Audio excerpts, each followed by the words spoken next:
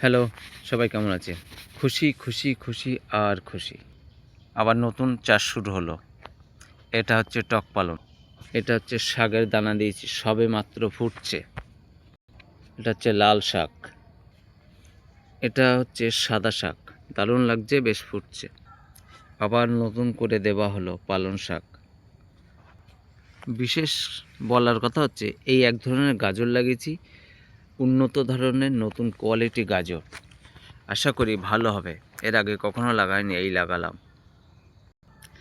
কালারে আশা করি খুব টকটকে লাল হবে এবং মূলোর মতো সাইজ হবে। পাশেই আছে একটা মূলো ক্ষেত, সুন্দর করে আমরা বানিয়েছি। এই একটা মূলো ক্ষেত, খুব দারুণ এবং ভালো লাগছে।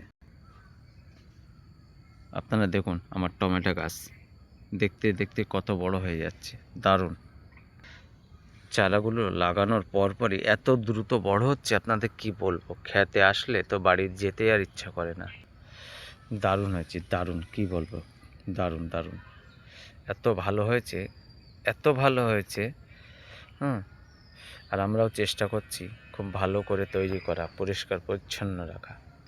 অবশ্যই এটার জন্য খাটতেও হয়। চেষ্টা করি মাঠে ঘাস না রাখা, জমিতে ঠিকমতো জল দেওয়া, পরিমাণ মতো সার দেওয়া, জৈব সার। খুব ভালো লাগছে, দেখছেন? আমি একটু একটু দেখাচ্ছি, আপনারা দেখুন। দারুণ লাগছে, দারুণ দারুণ। আমি করেছি বলে না, বা আপনাদের দেখানোর জন্য বলছি সেটা না। যারা চাষ করে তারা বুঝবে। তবে চাষি ভাইদের জন্য একটা নতুন কথা বলছি আমি। আমার এই কপি আর এই কপির গ্যাপে যে জায়গাটা থাকে, আমি একটা করে পালন তুলে এনে রুইয়ে দিয়েছি। এই পালনটা ভালো ঝাড় হবে, শীষ হবে এবং বহুদিন ইচ্ছে করলে রাখা যাবে। শীষ খাওয়ার জন্য উপযুক্ত। এই দেখুন, এই লাইন বাই লাইন আছে, লাইন বাই লাইন আছে, একটা লাইনও বাদ দেয়নি আমি, যেখানে দেওয়া যায়।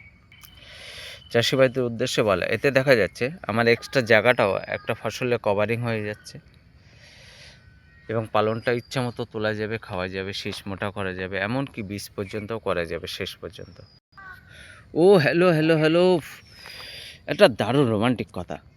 এই সবেমাত্র ভিডিও করতে করতেই দেখলাম আমার টমেটো গাছে ফুল এসছে। দেখুন কত সুন্দর লাগছে ফুলটা, দারুণ লাগছে। আমি তো খুব খুশি, আমি তো খুব খুশি।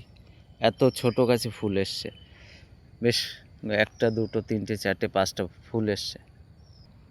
এখন জানি না এই ফুলগুলো কি হবে, যদি ভালো জাতের এনে লাগানো।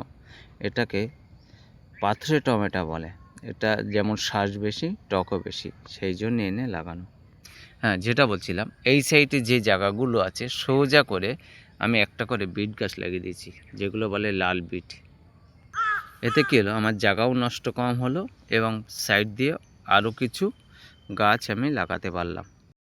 বিটের চারা যখন দিয়েছিলাম তখন বেশ ছোট ছিল, অল্প দিনে বড় হয়ে গেছে। দেখুন, অবশ্য এর মধ্যে আমি আরও কিছু লাগাবো, আপনাদের দেখাবো। ভালো লাগলে দেখবেন, আনন্দ করবেন। আর আমার মতো ছোটোখাটো যারা বাড়িতে কৃষক হিসেবে চাষ করেন, তারা সবাই কাজে লাগাবেন। তাহলে আজকে এই পর্যন্ত, পরে আবার দেখা হবে। ভালো থাকবেন, সুন্দর থাকবেন, বাই।